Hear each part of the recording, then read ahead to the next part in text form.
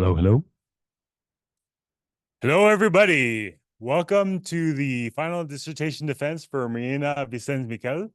We're very excited for this today. Marina was the very first PhD student to join the AI2AS grant when it was awarded in 2020.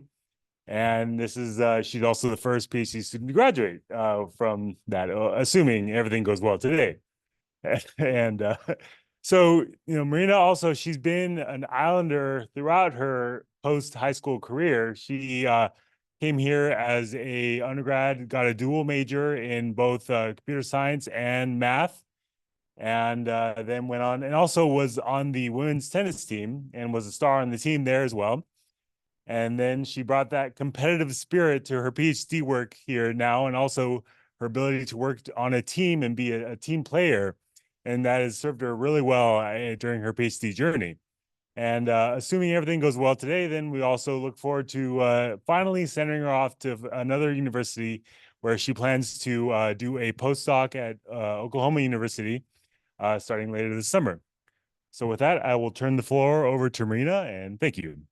Hello, everyone. Thank you so much for everyone attending both online and in person. And today we will be discussing the research I've been doing during my PhD. So I've been focused on predicting coastal inundation using machine learning. First of all, I would like to thank you, my committee members, for helping me through this journey. These committee members are Dr. Medrano, Tissot, Starik, Wang, Nieves, and the graduate faculty representative, Dr. Molik. So we are in Texas, and just due to sea level rise and subsidence, the frequency and the damage that inundation causes is just increasing over time. So every time we have more inundation events just in a regular day, just because there is an increase in water level and there is an increase in the wave height. So really there is there is a need for a model to be able to predict these events. And that's what I have tried to accomplish during my PhD. So if we look at the literature review, we can see that there are flood inundation maps that it's created by National Weather Prediction Center. But the problem with that is that they only predict if there is a risk or not, but it's in a big area. So it doesn't really matter that much for us because it doesn't tell us if there are changes in water level on waves. So you cannot predict how far the water will reach on the beach. Then we have another approach that is a slush, that it really calculates the height of a storm surge caused by hurricanes. So it happens when there are extreme events, but not as much in every day. Then we have HICOM that simulates oceanic circulatory and related processes. The problem is that even if can predict some Metosian variables, it doesn't predict total water level or how far the water will reach on the beach. Then we have STROF that it can predict the tidal and the surge components, but again, it cannot predict how far the water will reach on the beach. Then another model that we have is ENGOLFs, that it forecasts water temperature and sea levels in the northern Gulf of Mexico. But again, the same limitation. You can make some prediction, but you can know how far will get the water on the beach, so we don't know if the beach will get flooded or not. Then we have ADCIRC, and this is one model that is able to predict coastal inundation. The problem is that it works in very big areas. So people like beach managers cannot use it because it's not really focused in a very specific beach. And then we have as one that is really able to predict the wind generated by the waves. But again, the same problem is not very specific to one beach. And if we look at the literature, we can see that any of the inundation model uses AI. So we want to use AI to be able to predict in a very specific beach if the water will reach the dunes or farther on the beach or not. So to be able to accomplish this, we decided to do it in 3 ways. First, we will work with short-term water level predictions. If we look at the literature, we can see that during many years, people used to predict water levels. And if the water level reaches a certain threshold, then you know that there is high risk of inundation. And that's our approach number 1. What happens with approach number 1 is that it's super useful to be able to have, also we have a problem here. Smooth? Okay. So chapter 1 is great, but you make predictions that go from 12 hours up to 96. And sometimes if there is inundation, to be able to implement mitigation measures, you need more time. For this reason, we decided to work with the University in Valencia and work in prediction seasonal to multi-year. So these predictions go from 3 months up to 3 years. then you have time to plan for this event. And finally, we're doing what is very unique and very novel that nobody has done before, is to be able to predict total water level predictions on the beach, including the wave runoff. And with this through for publications. So right now we will focus on short-term water level predictions. So the research goal is, can we create a water level model that is able to generalize to multiple locations along the Gulf of Mexico, and we can make prediction going from 12 hours up to 96 hours. So our study area is the Gulf of Mexico. We said, and we are interested in studying Bob Hole Pit because it was the last open ocean station until Hurricane Hanna destroyed. Then we're interested in North Jetty because it's nearby Houston. It's very important. It's a port that is very important economically. And then we're interested in Port Isabel and Rockport. And these stations are very different just because they are inland stations. And they have less influence from what happened in the Gulf. And also they have a water level range that is small. So it should be expected that these locations, we can make better predictions. So the first is decide which data we use. We decided to try 6 minutes data versus 1 hour data. And what we found is that by using 6 minutes data, because you have more points, you are a little bit more noise in the data set, then you can improve performance. Another thing that you will notice if you look at the data source is that we have different years for different locations. That is because it's very challenging to have a clean data set. There are a lot of missing values because the sensors break. So we decided to choose different years to ensure we have a data set that, you know, it's acceptable for AI. Then another thing that we did is, rather than predicting water level directly, we decided to decouple the problem, because if you decouple the problem, you can enhance performance. So we decided to predict search, that is water level minus harmonic prediction. And by doing that, we were able to improve performance. Another thing that is very important for us is that we want the model to be able to run in real time, because then stakeholders can use it.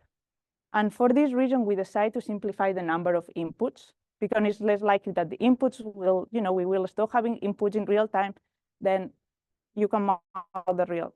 So what we decided to do is just use wind and surge as the input. And for wind, we decided to use perfect prognosis. That means that we use perfect wind predictions as an input. And for the model setup, we decided to implement different deep learning architecture, because our question was, current literature is using the multi-layer perceptron that is a very simple model. What would happen if we use newer architectures such as transformer? Would we be able to improve performance or no? And that's really the question of this journal publication. First of all, we had to do some data imputation because the data quality was low.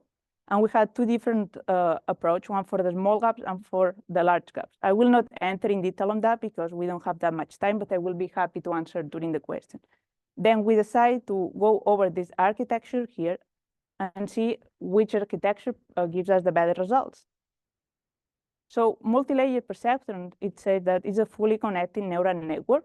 So if you have one hidden layer and sigmoid as activation function, technically you should be able to approximate any nonlinear function. So even if it's a very simple model, it's the state of the art and it's working quite well. Then we wanted to see, like, what about if we use transformer? Would this really increase performance? Is a more complex model or not?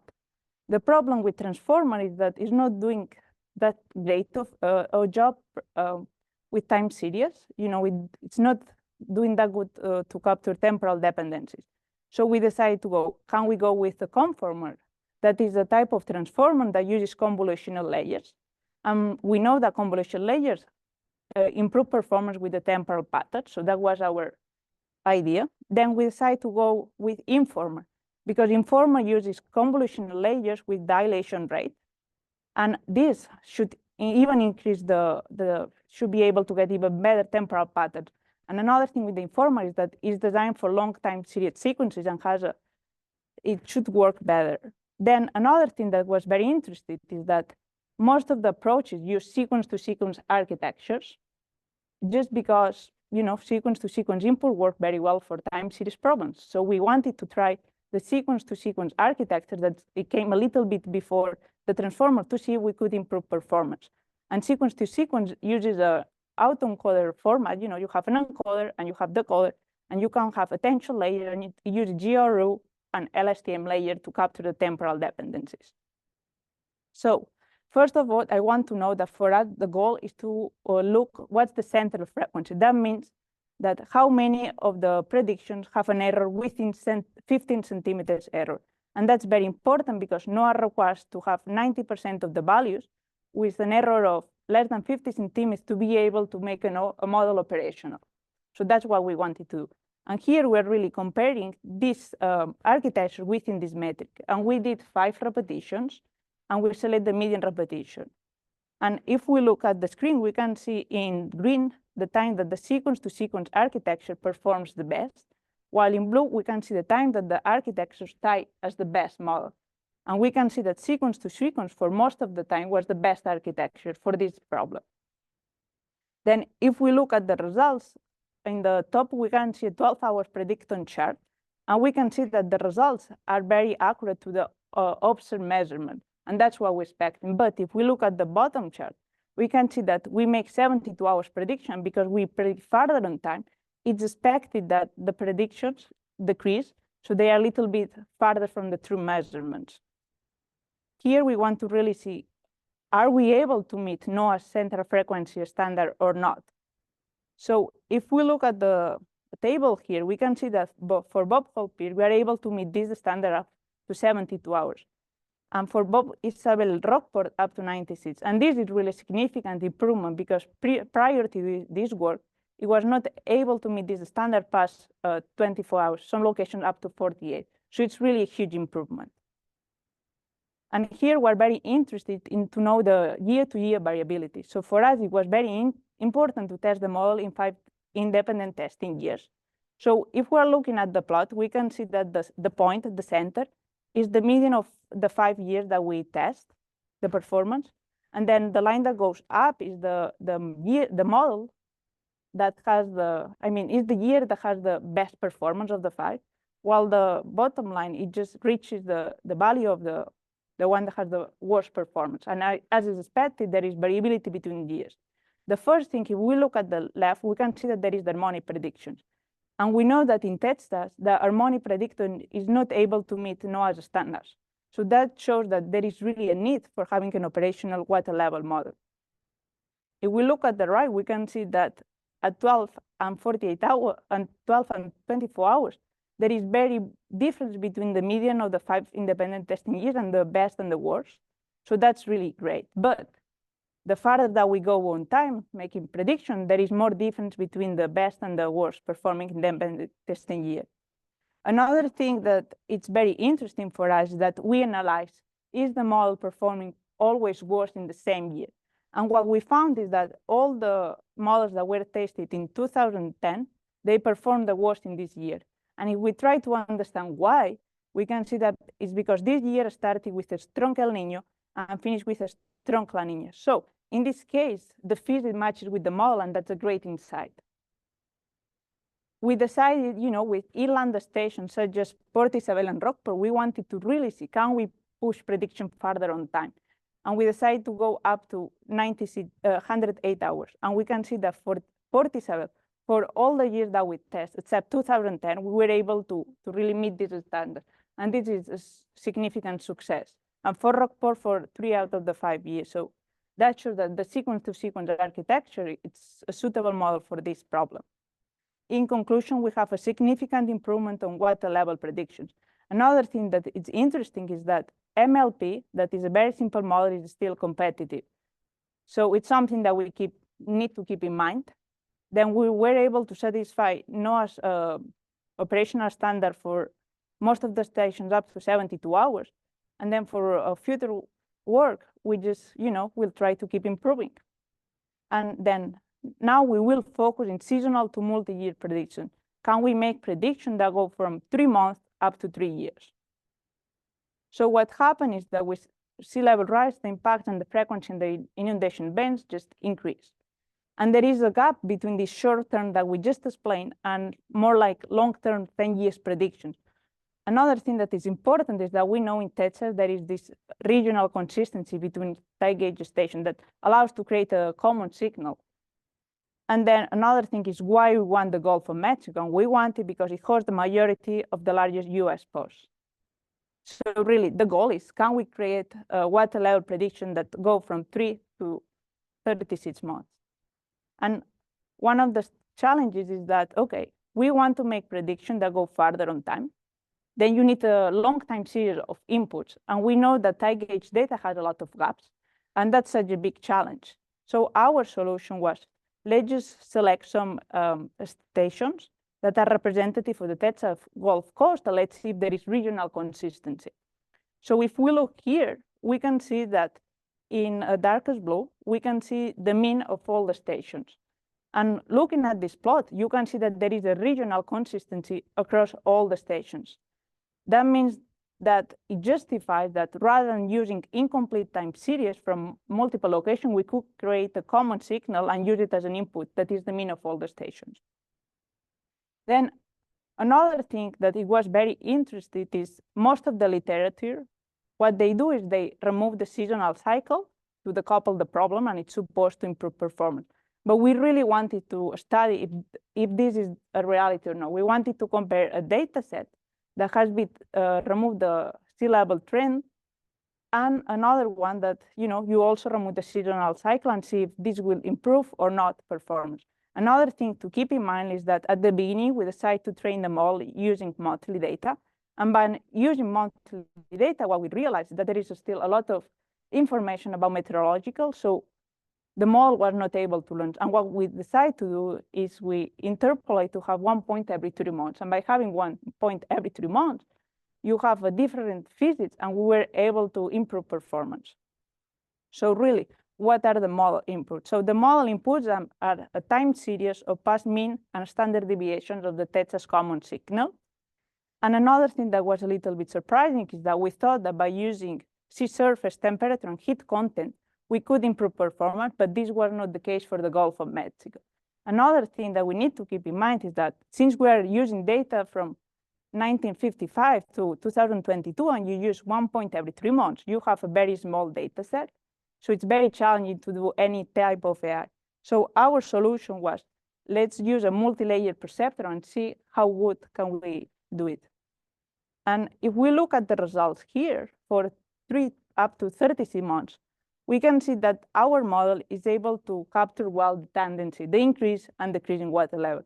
We are a little bit off on the magnitude, but the main goal is know if we can increase or not. And for all the months, you see that that's really what's happening. So it's a success of the model to be able to capture the tendency. Another thing that we can see is that in the plot on the left, you see the mean absolute error for both the tide gauge dataset that is being detrended and the one who has been detrended, and also remove the seasonal cycle. And what we can see here is that the model that you have removed the seasonal cycle, the performance, the one that we keep the seasonal cycle, the performance is higher. And the reason why keeping the seasonal cycle is better is that we learn that by removing the seasonal cycle, we do incomplete denoise. So you want to do an incomplete decoupling. So basically, we're removing information that is very important. So by keeping on the seasonal cycle, you can improve performance. Another thing that it stands out from here is that even if you predict farther on time, the performance doesn't drop as much. And that's really a success of the model. So to have this even more in context, when you talk to stakeholders that they want to make this predicted farther on time, they use the Texas interannual variability range. That means that to be able to see how far the water will be, I mean, how high will be the water levels, you have this plus minus 15 centimeters range. So it's really, you have 30 centimeters that you don't know where the prediction will be. And by using our model, you know that you have a mean absolute error of 8 centimeters. So going from this 30 centimeter range to 8 centimeter range is very, it's a huge improvement, especially for stakeholders. And also that we are able to provide them with sufficient time going from 3 months to 3 years. Right now, we will focus on what's the most innovative about my dissertation, to be able to predict total water level or how far we'll reach the water on the beach. Okay. So the first thing to say is that it's the first AI model to be able to predict the water water level or the beach run up. And that's very, that's a big thing for us. We want to make something clear. At present, we just did a case study, and in the Oracle were peer-imported answers. We believe that this method is able to replicate to other locations, but at this moment, we only tested in one location. And we wanted to be clear that our location, it's very unique in a few ways. It's unique because it has the peer influence. So you have wave shadowing and refraction dynamics. That's a little bit special compared to other beaches. Then we have the jetty influence that it's important as well since it impacts the longshore sediments transport. And then we have a micro-tidal range and then another thing that is very important to note is that people drive on the beach in Texas. And if you drive on the beach, you change the beach morphology all the time. So to be able to solve that, we were fortunate enough to be able to have a study area that we don't allow people driving. However, even people cannot drive. We have the lifeguards that they drive there in the summer sometimes. So this was quite a complex approach, and a lot of people were able to help. The first thing is that we need a data set. There is no data set available. And what we did is we decided to go with regular beach surveys, and we have to install a set of cameras. So these were the two ways that we've been collecting data. Then once you have the data, you have one picture every 30 minutes. And labeling this automatically would take a lot of time. So we had to develop an AI model to be able to detect the wet dry shoreline and extract its elevation. So that was another journal publication.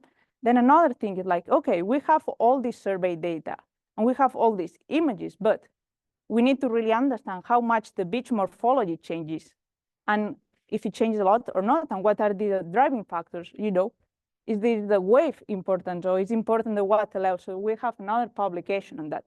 So by combining everything that we learned through all this process, we will able to create the first total water level AI inundation model. So first, we will start on how we did the regular beach surveys. So I want to acknowledge all the undergrad students who had help, because we have undergrad students we've been serving the beach every 2 weeks since July 2022. And we're using a grid that is a 10 by 10, so 10 by 10 between each point. So we have 10 feet between each grid point. And that's the study area. Another thing that we have is we have installed a water level sensor here, as you can see in the top right. And if you use the 6-second measurements, you can compute the standard deviation of the measurements. And then by doing that, you have the wave height. You can approximate, and that's very useful. Then we need to talk about how are we collecting this data. So what we decided to do is, if we look here, we have the Connectional Center, and they have allowed us to install our cameras. So on the top on the left, we have one camera that is looking to the water, because we like surfers to take advantage, so surfers can use it. Then we have the 2 dots have a camera looking to the study area. And the idea is, at present, we didn't use it, but if you have 2 cameras that are far apart, you can use triangulation to be able to compute the elevation of the beach. But at present, we only use the left dot, and we're able to take pictures every 30 minutes. And one thing that we decide to do is we decide to go with an inexpensive camera that is $100, because we want the approach to be replicable to other locations. So another thing is that we have all this data. Let's try to extract the wet dry shoreline elevation. So I want to say that the cameras took a while to get installed. So by the time we wanted to really create the wet dry shoreline elevation model, we didn't have enough data. So I want to acknowledge the Mantis Lab that they allow us to use a large number of UIS flights to be able to develop this approach. So the wet dry shoreline extraction, it was developing UIS or drone data. And our idea was to be able to do different location at different time of the day, just to be able to generalize. But I have to acknowledge that we were lucky enough that was how the Mantis Lab were collecting also the data. So we had 9 different flights that were taken, starting 2017 up to 2020. And our approach was, after we get the UIS data, we can create a point cloud, and then we can create an elevation model, and then we can create an orthomosaic that's really, we can see representation of the beach. And another thing for us was, let's be able to evaluate in each location independently if our model is able to make predictions or not. And one of the challenges is that if you look at the data set that we have here, it's very diverse. You know, if we look at this first image, you can see that this one is the wet-dry shoreline, but this is just another edge. And because we're using an edge detection mechanism, having two edges in the beach is really a challenge. Similarly, if you look at the second image, you have the water line, and also you have this, that is the wet-dry shoreline. So that's really a challenge for us. If you look at the third one, it's just very hard just itself to know where is the wet-dry shoreline. And then if you look at the third and the fourth and the fifth image, you can see that there are objects in the model, in the picture. So you need to be able to create a model that is robust enough to be able to avoid the objects on the beach.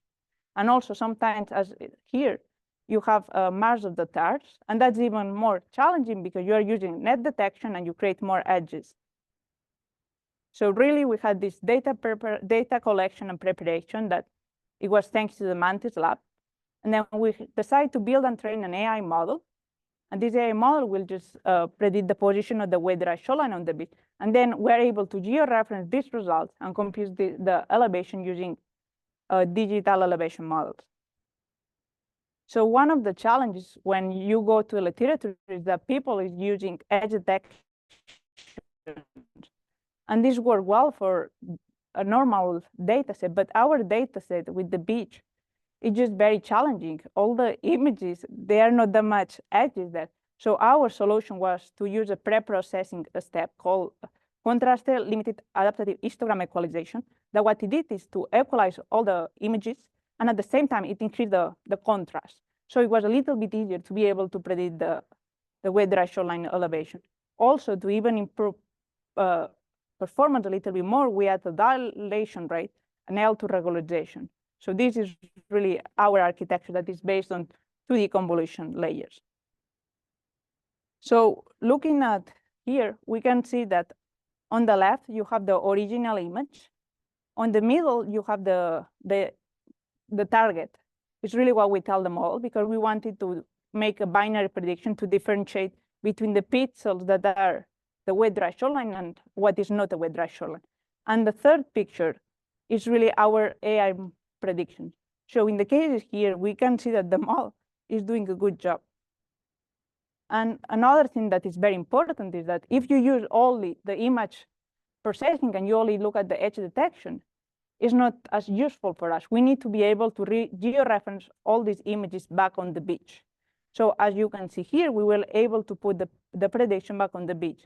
And the yellow line is the true measurements, and the black line is our model's prediction. And we can see that here, our model is able to capture well, really the position. The only limitation is that our prediction is a little bit wider. But if we look here at the result, especially in the red part here, we are really interested in, if we compute the mean of the AI prediction and we compare it to the mean of the label, how different or close are these elevations? And looking at the red here, we can see that for flight 1, it's only really 9 millimeters different. So even if our prediction is a little bit wider, it's not really affecting that much. Same one for flight number 2, the difference between the mean elevation is only 1.4 centimeters. So this proves that our model is able to perform well. Right now that we were able to do that, we are going to focus in understanding the beach morphology. How much is the beach morphology changing a lot or no? And what are these inundation driving factors? The first thing is, again, to look at the survey grid. And what we found is analyzing the data that if you look in this direction, let's say parallel to the water in a sense, the elevation doesn't change that much between all the points here. But on the other hand, where the elevation really changes is in these black dots that it changes. And that's as expected. So to be able to analyze the beach morphology, we decide to use the beach profile based on these black dots and see how much it's changing. So if we focus in the plot number 1, we have here number 0, and we decide to say 0 as the grid point that is closer to the dunes. So this one is the second one that is really 5 meters from the previous one, 10 meters, 5 meters. So really, we see how much is going from up to the waterline. And as you can see, we have two lines, one that says 7.7 and the other 7.21. And we have two lines because we want to really see how much it changes within 2 weeks. And as you can see, example A is really a representation of most of the surveys that we had. We really had 25 surveys, and it's a representation. And it means that for most of the cases, the beach morphology doesn't change that much within 2 weeks.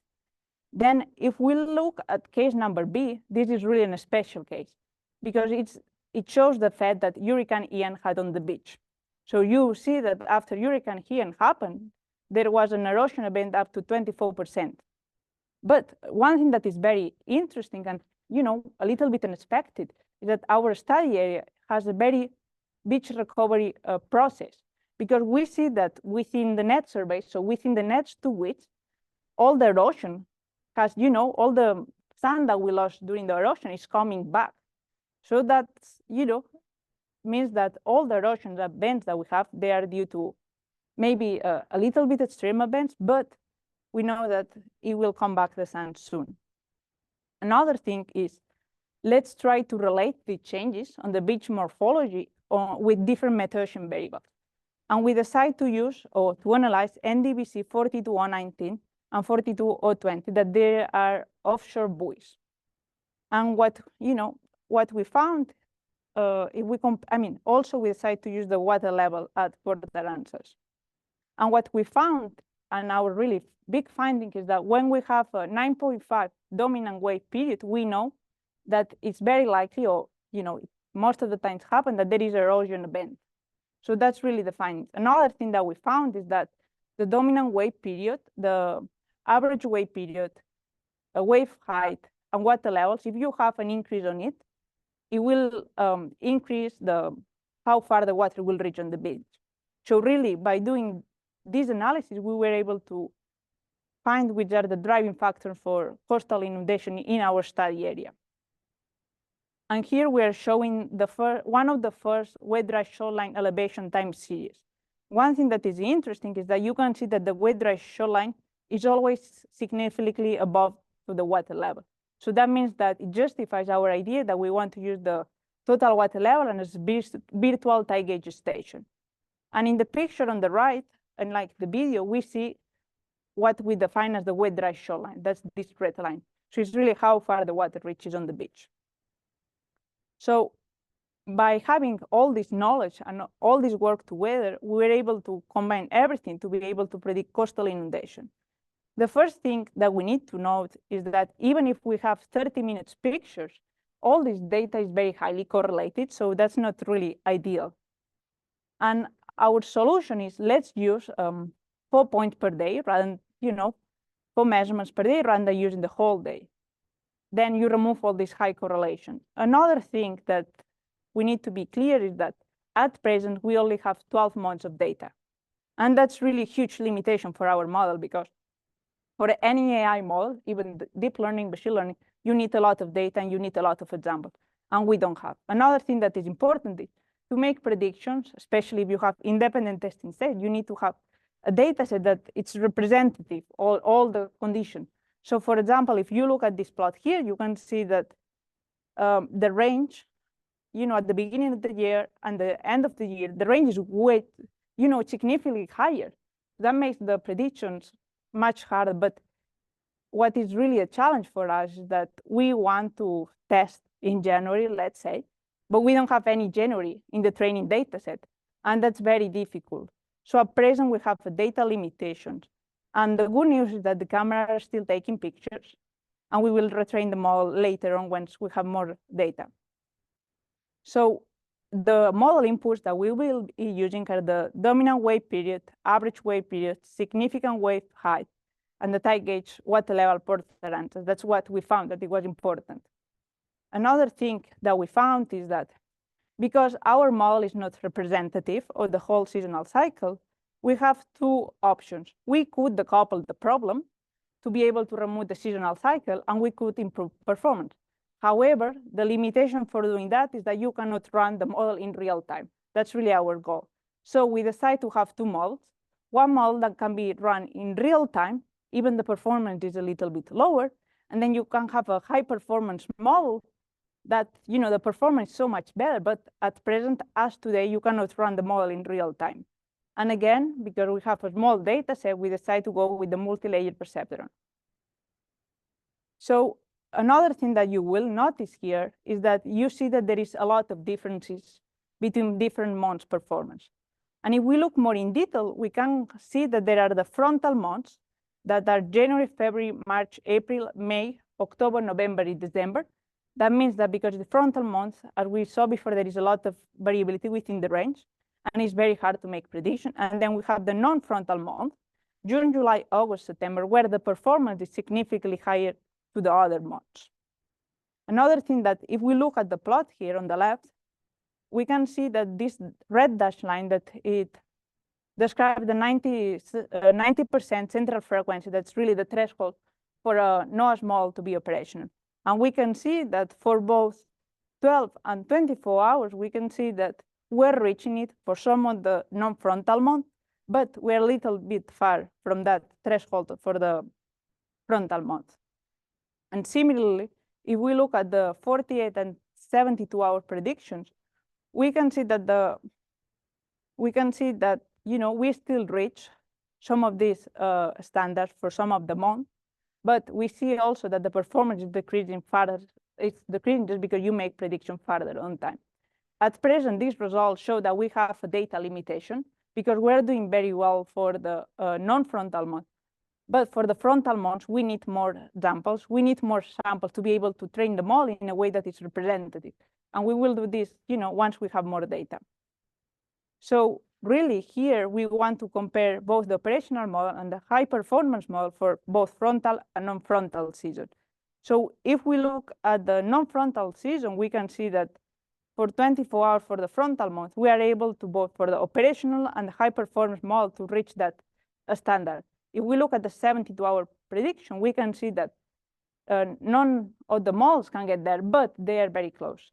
Also, we see very different performance if we compare it to the frontal season, but that's expected as we discussed.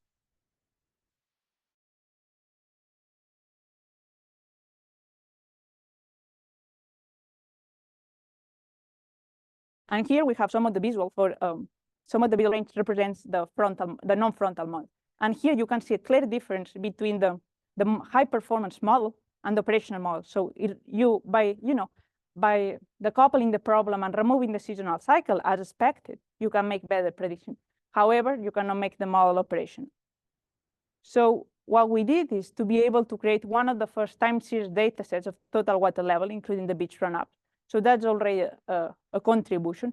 Another one is that we are really showing the first model that is able to predict beach run-up in a beach. So it's really a success. And we're very happy that we are able to meet NOAA standards of central frequency up to 48 hours for the non-frontal month. And for the future work, we need to include more data, and we believe that we will be able to do so in the next month. So really, the dissertation conclusions are, we have notably increased in short-term water level prediction using deep learning architectures. Then another contribution is that we developed one of the first seasonal to multi-year water level prediction for the Texas Gulf Coast. And it's really huge. It has a lot of importance if we compare to the Texas interannual variability. So it's a big improvement for stakeholders. And then we developed one of the first machine learning models capable of predicting coastal inundation, including the beach run-up. And that's very, very unique. For the future work, we have a master's student, Mona, who's working on getting 2 cameras and to be able to create real-time digital elevation model. Because if we are able to achieve that, we can make the high-performance model an operational model. And with the continuing increase in data and computational power, the ocean is the limit for coastal inundation. We mean that every time that we have more data available, there is more opportunities to apply AI in the coast. And during my PhD, I have one journal publication published, one accepted, and 3 submitted as a first author. Then as a second author, we have 1 paper published and 1 in preparation. And we have 2 conference proceedings. And I was fortunate enough to be able to have 16 conference presentations as first author and 18 as a co-author. And it stands out that I was able to win the Outstanding Student Award presentation at AGU Fall Meeting 2022. And what is very important is I've been telling you that we want the models to be able to run in real time. And we have a great operational team. And they were able to do that, and I will show you now. First, I want to acknowledge all of the operational team who really made this possible, and the lead is Matthew, but we have Beto, Florence, Savannah, Anontie, and so on, who really made the contribution. At present, if you look at the link above, we have a prototype that will be available to all the public up to March 29. And after, we will just continue working on it. And in summary, everyone should be able to see this link, like this operation model in the permanent link. I will take a moment, so if someone wants to take pictures. Okay. Oh, sorry. So let me share my screen. Okay. Now. So at the first link, you will see the operational model. And if we look here, you can see in pink that we have the water level short-term prediction that we really showed before. So these are the results. And in this case, we can see that they're very close to the persistent model. But we know that depending on the moment, it will be closer or not. But really having a water level operation model live, it's very important, because now we can communicate with the Northeast County. And if the water level reaches 30 threshold, then we know that there is high risk of inundation. Then here we have one of the first in the world total water level model running in real time. So it's really special because it's the first in the world. And we have this red line that is really the total water level prediction. And if someone is really interested in why it looks a little bit flat, I will be happy to explain this in detail during the questions. And here we want to show you that we have a live camera that we are taking the picture, but also we're able to monitor. So if you look at the water level, what we saw during the prediction, it makes sense compared to the water level, that's the position of the water level here. So coming back to the dedication and knowledge, I want to take a moment. So, okay, I want to dedicate my PhD to my grandmother, who died during my PhD, and she was my inspiration, and she was such a big role model. And I would like to take a moment to say a few words to her in our language. Okay.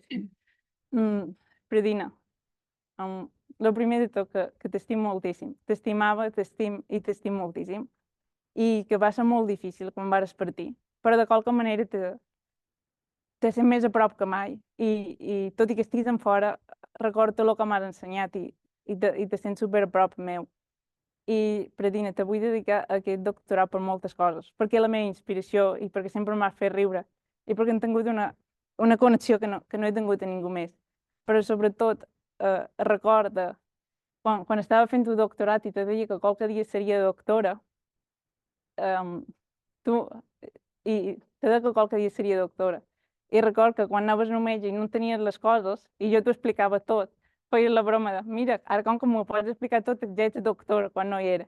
I després recordo que quan tenies tant de mal i jo te volia fer riure, te deia qualsevol cosa, qualsevol tonteria molt gran per fer-te riure. I me deies que encara no era doctora, perquè les doctores no deien aquestes tonteries.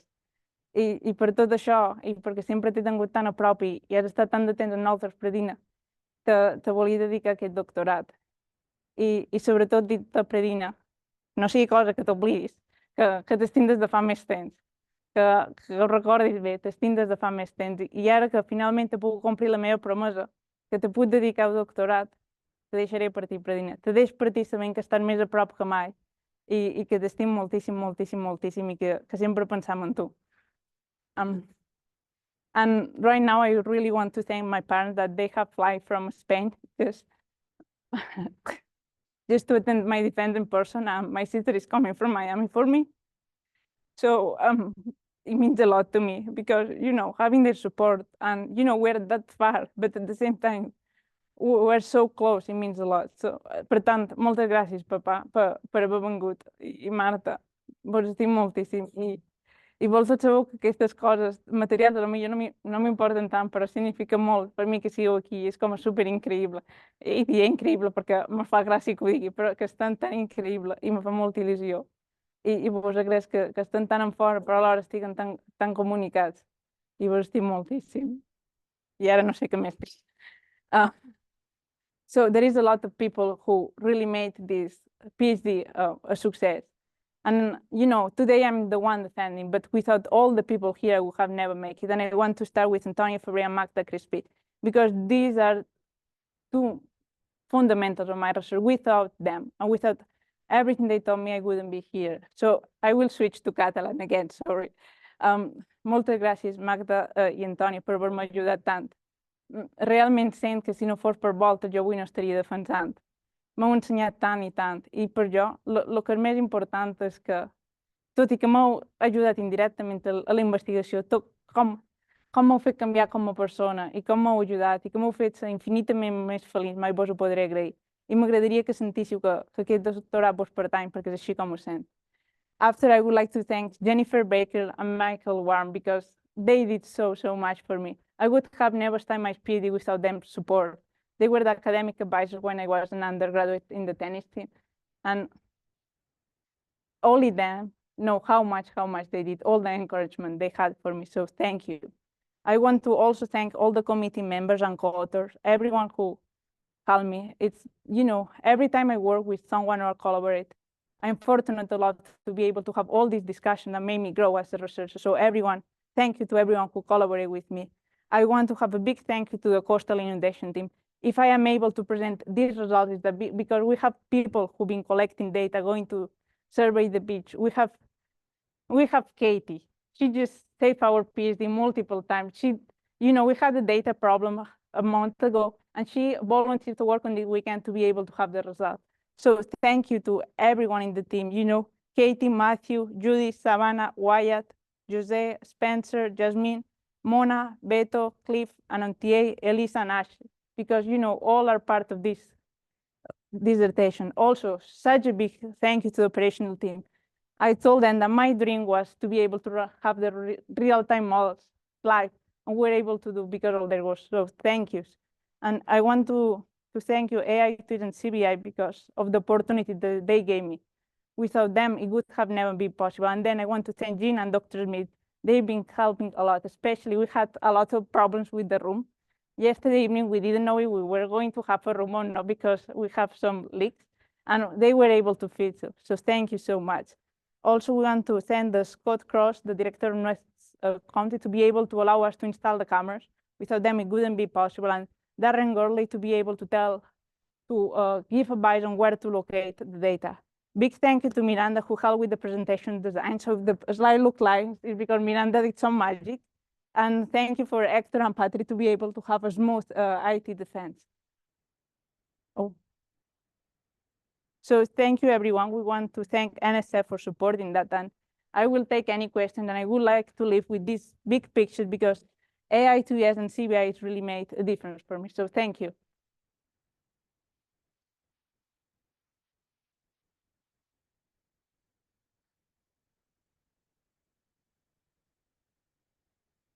Right now, we will be taking one question online and one question on the room.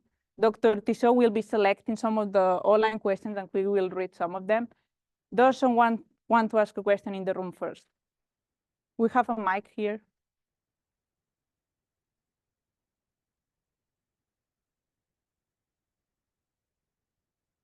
Okay, you can then. Feel free.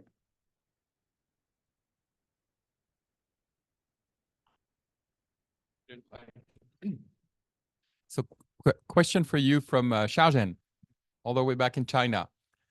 He was asking the length of the data sets, and maybe you could also complement by saying how important the data is, in all this. Okay. What is the length of the data sets for the different parts of your dissertation? So for the wet dry shoreline, the short term, we have 6 minutes data, but we have 5 years. So it's really 6 years minute during 5 years. For the seasonal to multi-year, we have 1 point every 3 months, so 1 measurement every 3 points, and it started in 1955, and it ends in the end of 2022. And for the total water level, we have 12 months of data, starting in February 2023 and ending this January 2024. And we have 4 measurements per day.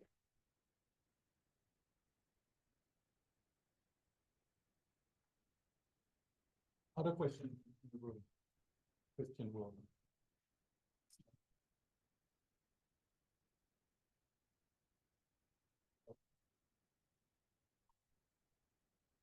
Otherwise, I have other questions from online.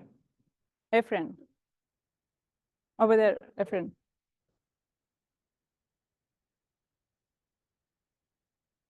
Hi, Marina. Amazing presentation. My question is just for the total water model, I didn't understand what the total means. Like, what would be the Yes. opposite of that? Thank you. I have an operation. I mean, we have live cameras, so the total water level is able to predict. So we see how far the water reaches on the beach. So we know that it reached this point. However, what we're really interested is in the elevation. So we're using digital elevation models to be able to, when you label the data, to be able to extract this elevation of this point. So we're really predicting the elevation of these points here. So really, how far will the water reach on the beach?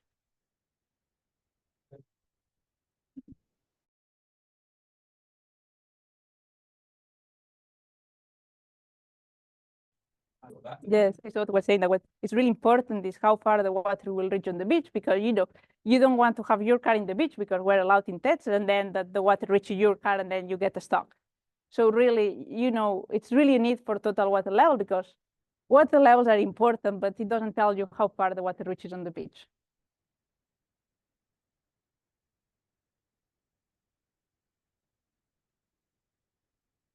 You've got a question from Wayland. Okay. And at the National Weather Service, and who's worked closely with us for decades. Why no wind input in Okay. the That's a great question. So, Waylord, we did a lot of research with the winds, and we're very, very surprised that using winds didn't improve performance. When we were doing the study of the beach morphology, and we really look, Deidre and Dr. Tissot and I, we look at the wind data. We really thought that there need to be a correlation, but we found that the winds didn't really affect how far the water reaches on the beach. And an hypothesis of that could be that because you have the wave height as an input, and we have a paper by Roberts et al. That says that the height of the wave, the height where the wave breaks is proportional to the distance of how far the water will reach on the beach. So it's likely that this is the reason why winds were not important.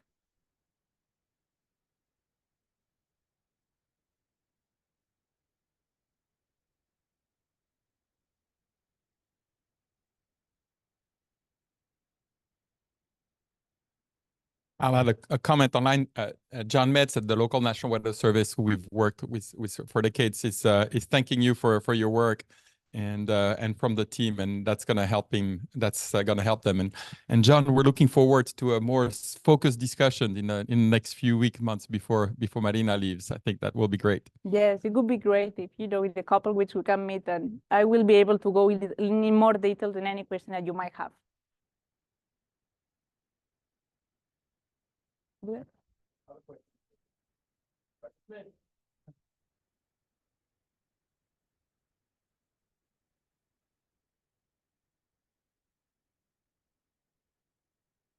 Yes. What is it going to take to sustain it? So we saw a lot of work that went into creating it and training it, which is really incredible, and kudos to the team for coming together to do that.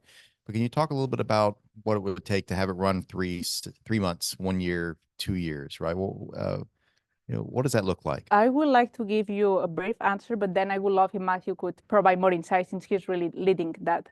So at present, the model is running fine, but we want whenever we make the model operational public, we want to be 100% sure that it's not going to fail, neither crash. And present, the model has been running for less than 1 week. So we believe that that's not really sufficient to be able to make it public available. We have Matthew and all the operational team that are really making sure, and they want to do some more testing. And when all this testing has been completed, it should be live permanently. And we believe that this should happen by the end of April. Matthew, would you like to add a little bit more on that? Bring the microphone.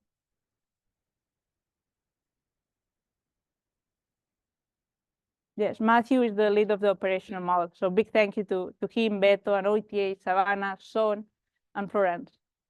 So hi, Dr. Smith. Can't really see me, but thanks to the help of the IT team from CBI, we really do have the hardware resources we need to keep all of the operational models live for pretty much as long as we can. There are risks in the future if, something happens with the data source or the model itself, in which we would need another researcher to come update the model or fix the model. But for the foreseeable future, once it's live, it should just be live, and we're going to collect that data, we're going to store it, and we're going to keep it displayed.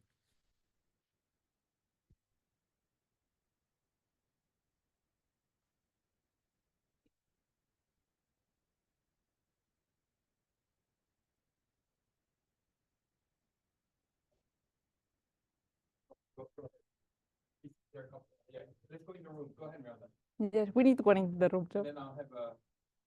Okay, no problem. It's Miranda White. Awesome presentation, Marina. This was amazing. I do have a question on why it is so flat, some of the Yes. beach inundation predictions. Can you speak towards that? I will be happy to explain it because it's a little bit interesting itself. So if you remember, we decide that the inputs were so you get the last 12 measurements for wave height or water level. And what we do is we choose the top 4 highest value within the last 2 hours, and we compute the mean. And the reason why we do that is for multiple reasons. First, because we're using offshore waves, and it takes about 12 hours for the waves, to be able to have an impact on the beach. Also, it takes about 12 hours for the beach to get dry. So really, during 12 hours, you are using the same inputs. And because you are using the same inputs, that this mean value between the maximum values, you have these flat lines until there is a new increase in the wave. Or the one that was very high, it's not high anymore. So that's really the reason. Keep in mind that the wet dry shoreline usually stays the same for a couple of hours, except that if there is an increase in water levels waves. I have a couple more questions. That's probably going to do it. First question from Monique at OU. In the operational model, has it been considered to make past predictions visible as the real-time model runs? This might help interpreting the future predictions.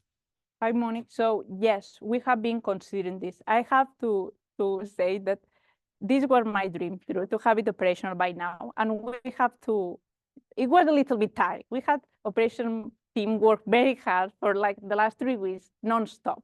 So implementing this feature, we were not on time. But yes, we're planning to do this in the following week. So by April, that will be the final release. Yes, they will have the past measurements. You will be able to see them. Then last question from one of your committee members, Dr. Wen Luang. Wondering why MLP has surprising performance, even compared with the conformed or informer. And, is it the data? Yes. At the beginning was a little bit of surprise, but we need to keep in mind that the multi-layer perceptron, so if you have one hidden layer with a Sigmund activating function, you should be able to approximate any non-linear problem. Another thing is that we're working with water level and wind. So really the relationship of water levels is a very simple relationship. I think that if we work with a problem more like fog that is more complex, the interrelationship between the variables, I would expect to be different, but because of the relationship is very different. Also, we need to keep in mind that the sequential models have been work very well for time series problems, especially because we are using, 5 hours ago, 4 hours ago, 3 hours ago. So it's really the sequential input and the simple relationship between the inputs. Or at least that's what we really think.